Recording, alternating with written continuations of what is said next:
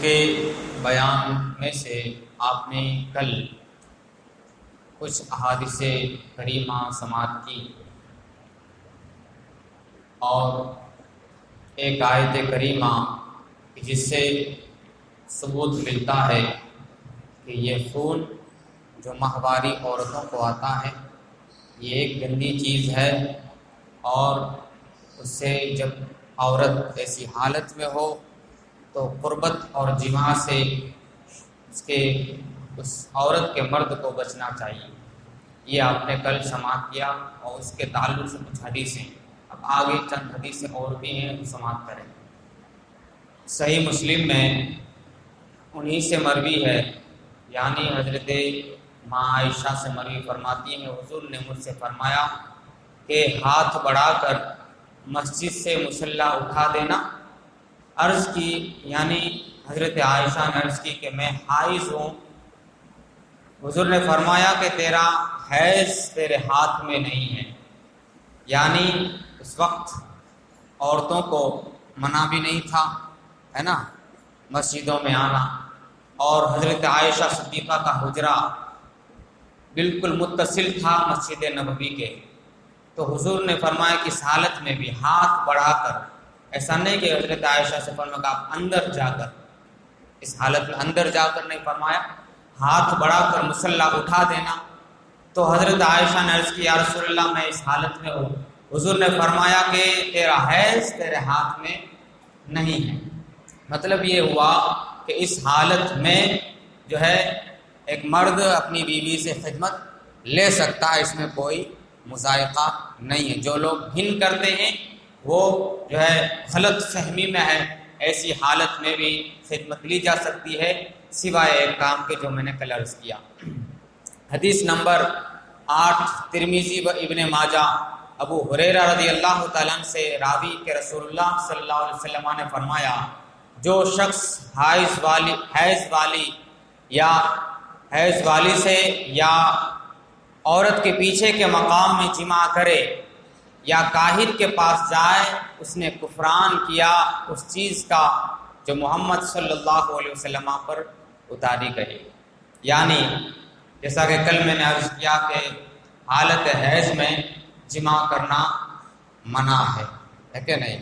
اس حالت میں ایک شوہر اپنی بیوی سے بدی نہیں کر سکتا ہے، تو اگر کسی نے کیا تو حضور نے کیا فرمایا، اس نے وہ کیا، اس چیز کا کفران کیا، یعنی انکار کیا، کفران نعمت کیا کہ جو رسول اللہ صلی اللہ علیہ وسلم پر اتاری گئی۔ اب ذرا بتاؤ کتنی بڑی وعید ہے، حضور پر قرآن اترا ہے، حضور پر احکام الہیہ اترے، حضور پر اسلام اترا ہے۔ اب اگر کوئی ایسی حالت میں اپنی بیوی سے جماع کرتا ہے تو اتنے بڑے گناہ کا وہ مرتکب ہوگا، لہذا ایسی حالت میں عورت سے جماع سے بچا جائے۔ ابھی فرمایا یا پھر عورت کے پیچھے کے مقام سے اس نے جماع کیا، یعنی جو ہے حکم شوہر کو اپنی بیوی سے جو قربت کا ہے، جماع کرنے کا ہے، وہ آگے کے مقام سے ہے کہ نہیں؟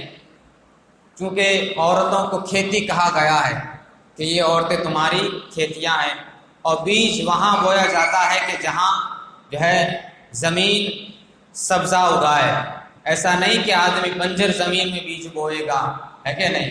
اگر اولاد کا جو ہے اولاد کا پھول چاہیے، اولاد کا پھل چاہیے، تو وہاں جماع کیا جائے کہ جہاں سے حکم ہوا ہے، یعنی جہاں جو ہے سبزہ اگنے کی جگہ ہو، وہیں سے جو ہے جماع کیا جائے۔ اگر پیچھے کے مقام سے کوئی کرتا ہے تو حضور نے یہی فرمایا کہ اس نے اس چیز کا کفران کیا جو حضور پر نازل ہوئی، حضور پر اتاری گئی۔ لہذا اللہ تبارک و تعالیٰ کی بارگاہ میں دعا کرتے ہیں اللہ ہمیں ایسے گناہوں سے بچائے۔ ابھی فرمایا کہ وہ شخص بھی اس وعید میں شامل ہے جو کاہن کے پاس جائے، یعنی نجومی کے پاس جائے، جو ستاروں کا علم رکھ کر پھال نکالتے ہیں، اس کو کاہن کہا جاتا ہے، یعنی تانترک، ہے نا، جو سفلی کرتا ہے، ایسے کے پاس جا کر جو عمل کرائے، تو حضور نے ایسے شخص کے بارے میں یہ فرمایا کہ اس نے اس چیز کا انکار کیا جو حضور صلی اللہ علیہ وسلم پر اتاری گئی۔ لہذا اسے بھی بچا جائے۔ لوگوں کو تھوڑی بہت تکلیف آ جاتی، صبر کا مادہ ہی نہیں رہا، جبکہ وہ دیکھتا نہیں کہ قرآن میں صبر کا کیا مرتبہ ہے۔ اللہ تبارک و تعالیٰ فرماتا ہے کہ ان اللہ مع الصابرین، بے شک اللہ صبر کرنے والوں کے ساتھ ہے۔ اب یہ کتنی بڑی نعمت ہے، یعنی مصیبت آنا، ایک مومن پر تکلیف آنا ایک اعتبار سے یہ بھی نعمت ہے۔ اگر مصیبت نہ آتی تو آپ صبر نہیں کرتے، صبر نہیں کرتے تو اللہ تمہارے ساتھ نہیں ہوتا ہے نا۔ تو اللہ اس کے ساتھ ہوتا ہے جو صبر کرتا ہے، چاہے مصیبت ہو چاہے تکلیف ہو۔ ایسی حالت میں بندہ مومن اگر اللہ کی رضا پر راضی رہتا ہے تو اللہ تبارک و تعالیٰ پھر اس امتحان میں جب وہ کامیاب ہو جاتا ہے، کامران ہو جاتا ہے، تو طرح طرح کی نعمتوں سے بھی نوازتا ہے۔ لہذا بچا جائے تھوڑی تھوڑی باتوں کو لے کر کے کاہنوں کے پاس، نجومیوں کے پاس، سفلیوں کے پاس چلے جانا، یہ بہت بڑا گناہ ہے، ان کے پاس جانا بھی نہیں چاہیے، ہے نا۔ ایسی بات نہیں کہ وہ سفلی کرتے ہیں تو وہی گنہگار، جو جا رہے ہیں وہ بھی گنہگار ہیں، کیونکہ یہ جو سفلی کرتے ہیں، یہ جو کہانت کرتے ہیں، یہ جو آگے کی باتیں فال نکال کر کے بولتے ہیں، یہ سب کیا ہوتا ہے؟ سفلی علم ہوتا ہے، اور اس میں شیطان کا بہت بڑا دخل بھی رہتا ہے، لہذا اس سے بچا جائے۔ اور 3 چیزیں ہیں، حضور نے اس سے روکا ہے تو اس سے جو ہے ہم کو رک جانا چاہیے۔ اور حضور کی شان بھی یہی ہے کہ یہ رسول وہ ہیں کہ جس چیز سے تمہیں روکے اس سے رک جائے، اور جس کا حکم دے اس کو بجا لانا چاہیے۔ اس لیے حضور کا فرمان ہے، یہ حدیث پاک، لہذا اس پر عمل کیا جائے۔ اب حیض کی حکمت حضرت بیان فرما رہے ہیں، یعنی یہ جو عورت کو ماہواری آتی ہے، جو یہ حیض آتا ہے، اس کی کیا حکمتیں ہیں، اور حالت حمل میں حیض نہیں آتا ہے کہ نہیں۔ جب عورت کو حمل رہ جاتا ہے تو اس حالت میں عورت کو یہ ماہواری بند ہو جاتی ہے نا۔ ڈاکٹر بھی کہتے ہیں، آپ حضرات کو بھی تجربہ ہوگا، اور اس وقت بھی بند ہو جاتی ہے جب بچہ جو ہے شیر خارجی کا زمانہ ہو، جو بچے کے دودھ پینے والے کا ابتدائی زمانہ ہے۔ ابتدائی زمانے میں وہ خون کچھ مدت تک نہیں آتا۔ اس میں کیا حکمتیں ہیں وہ حضرت اس کے ضمن میں بیان فرما رہے ہیں۔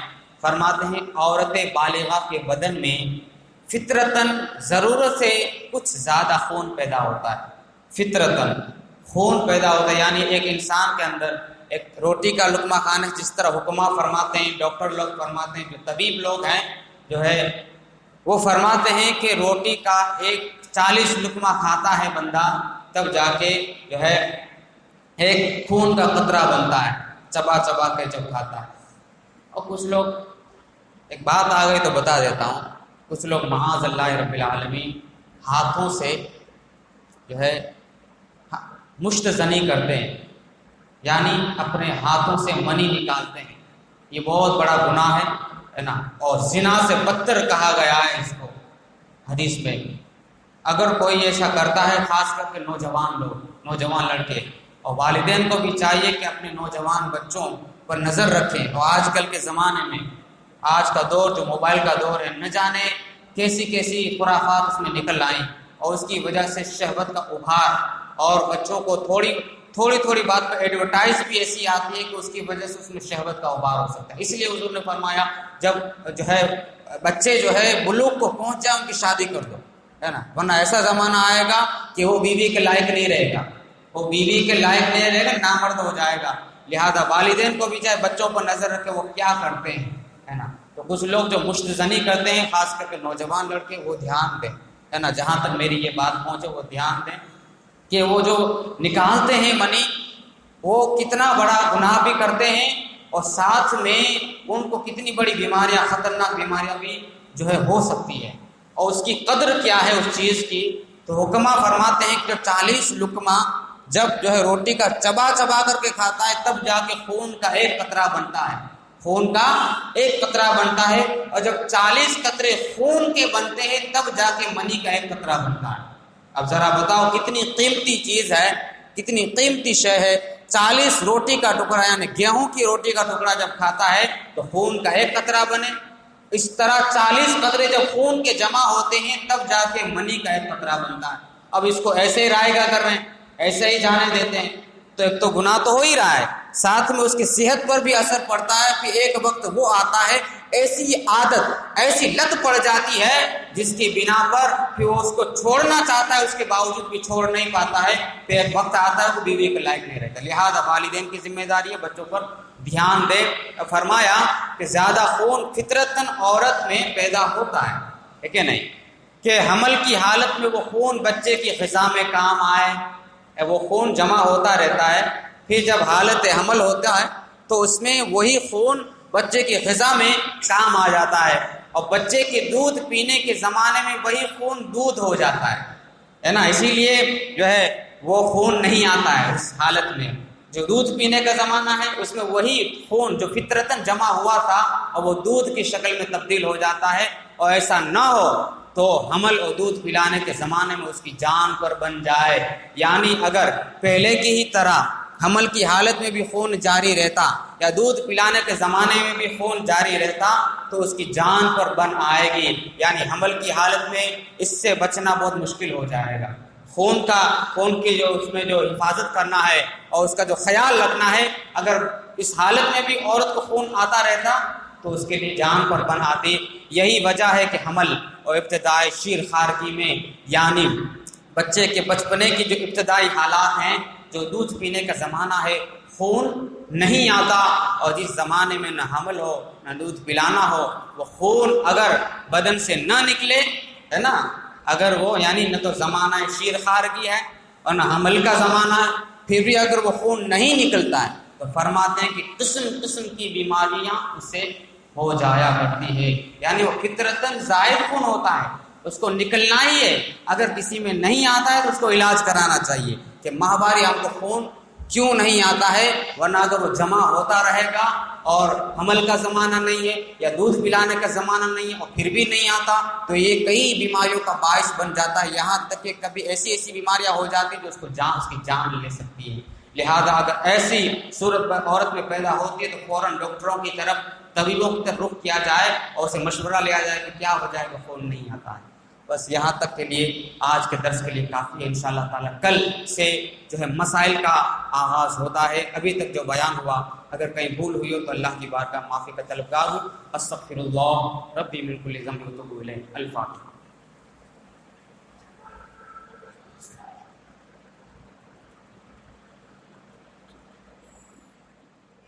صلی اللہ تعالی وسلم علی